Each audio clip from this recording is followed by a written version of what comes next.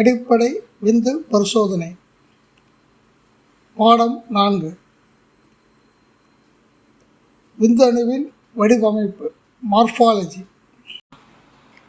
சாதாரணமாக மனித விந்துவில் 20 முதல் 100 மில்லியன் வரை விந்தணுக்கள் உள்ளன.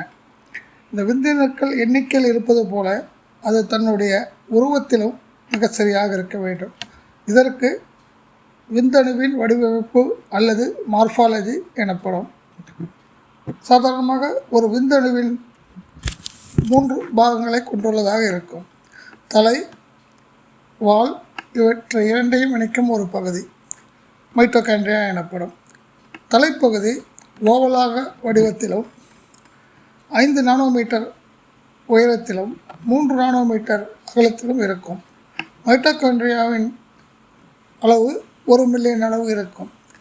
நீண்ட வால் தலைப்பகுதியைப் போல 3 மடங்கு இருக்கும்.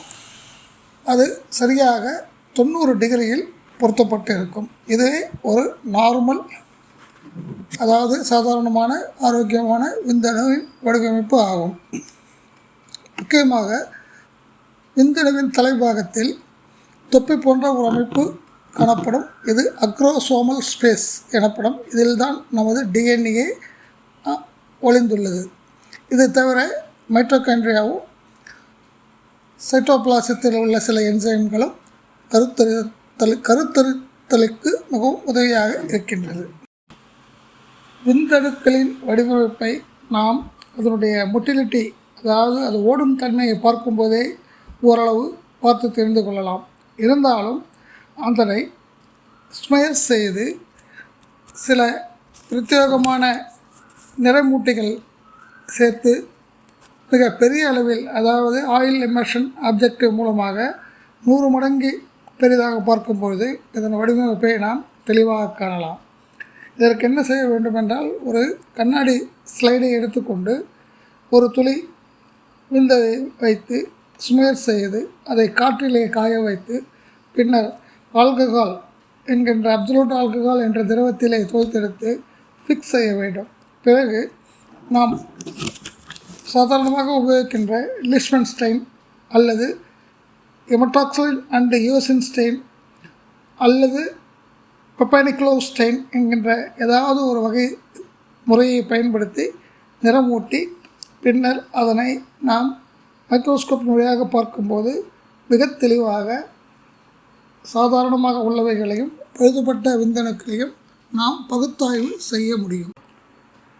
விந்தணுவின் தலைப்பகுதி சரியான அளவுகளில் ஓவலாக இல்லாமல் வட்டமாக இருந்தாலோ, சிறுத்து இருந்தாலோ அல்லது பெருத்து இருந்தாலோ அல்லது ஒழுங்கற்ற வடிவத்தில் இருந்தாலோ, இரட்டை தலையுடன் இருந்தாலோ, இரட்டை அவைகள் அப்நார்மல் செல் என எட் டிஃபெக்ட் என்ற பகுதியிலே குறித்து கொள்ள வேண்டும். மைட்டோகாண்ட்ரியா பகுதி 1 நானோமீட்டர் அளவுக்கு இல்லாமல் அதிகமாக பெருத்திருந்தாலோ அல்லது மைட்டோகாண்ட்ரியா இல்லாமல் இருந்தாலோ அது மிட் ஸ்பேஸ் டிஃபெக்ட் என கொள்ள வேண்டும்.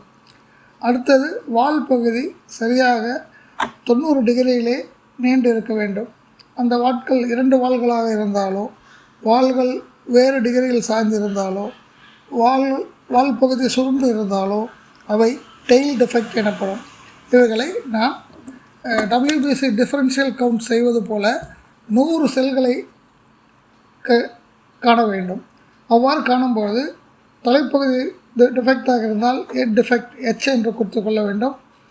மிட்பீஸ், அதாவது நடுப்பகுதி இல்லாமல் இருந்தால் அதை M என்று குறித்து கொள்ள வேண்டும். வால் பகுதியில் கோளாறு இருந்தால் அதை T என்று குறித்து கொள்ள வேண்டும். மொத்தம் 100 செல்களை கண்ட பிறகு நாம் அதனை பர்சன்டேஜ் வடிவில் அளிக்க வேண்டும்.